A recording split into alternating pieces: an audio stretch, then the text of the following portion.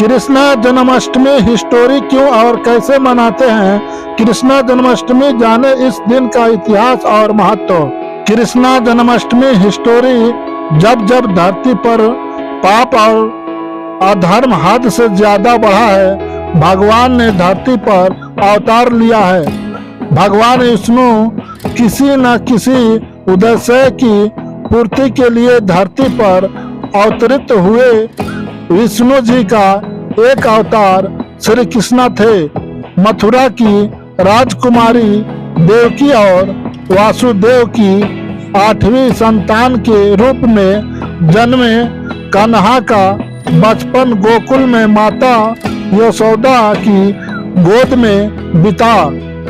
राजा कंस से बचाने के लिए वासुदेव ने कान्हा के जन्म के बाद ही उन्हें अपने चचेरे भाई नंद बाबा और यशोदा को दे दिया था। श्री कृष्ण ने अपने जन्म से लेकर जीवन के हर पड़ाव पर चमत्कार दिखाए। श्री कृष्ण के जीवन से जुड़े कई किस्से हैं जो मानव समाज को सीख देते हैं। अधर्म और पाप के खिलाफ सही मार्गदर्शन करते हैं। उनके जन्म दिवस को उत्सव की तरह हर साल भक्त मनाते हैं। कृष्ण जन्माष्टमी का इतिहास। भारत में कृष्ण जन्माष्टमी का त्योहार बहुत ही धूमधाम और श्रद्धा भाव के साथ मनाया जाता है।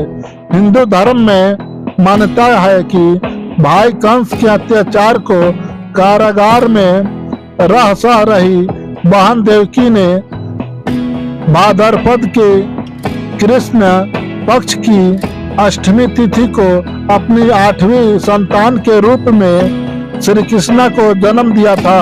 भगवान विष्णु ने पृथ्वी को कंस के अत्याचार और आतंक से मुक्त कराने के लिए अवतार लिया था। इसी कथा के अनुसार हर साल भाद्रपद की अष्टमी को कृष्ण जन्माष्टमी का पर्व मनाया जाता है। कृष्ण जन्माष्टमी का महत्व।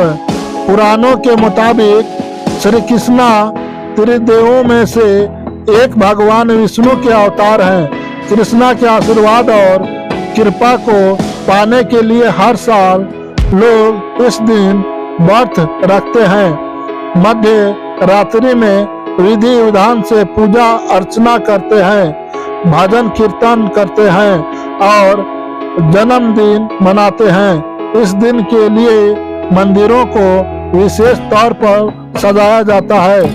कुछ स्थानों पर जन्माष्टमी पर दही हांडी का भी उत्सव होता है।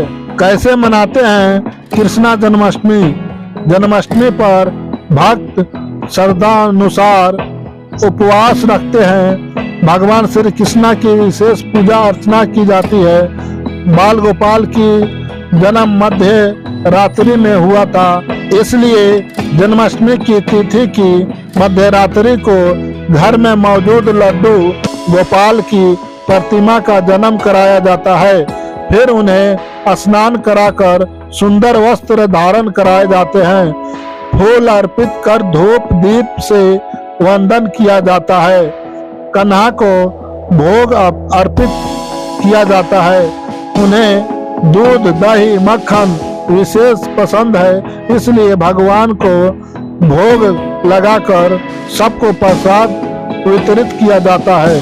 क्यों और कैसे मनाते हैं दही हांडी? कुछ जगहों पर जन्माष्टमी के दिन दही हांडी का आयोजन होता है। विशेषकर इसका महत्व गुजरात और महाराष्ट्र में है।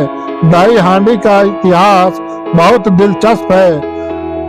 बालपन में कन्हा बहुत नटखट थे। वह पूरे गांव में अपनी शरारतों के लिए प्रसिद्ध थे। कन्हैया को माखन दही और दही बहुत प्रिय था। उन्हें माखन इतना प्रिय था कि वह अपने सखाओं के साथ मिलकर गांव के लोगों के घर का माखन चोरी करके खा जाते थे। कन्हा से माखन बचाने के लिए महिलाएं माखन की मटकी को ऊंचाई पर लटका दिया करती, लेकिन बाल गोपाल अपने सखाओं के साथ मिलकर एक पिरामिड बनाकर उसके जरिए ऊंचाई पर लटकी मटकी से माखन चोरी कर लेते।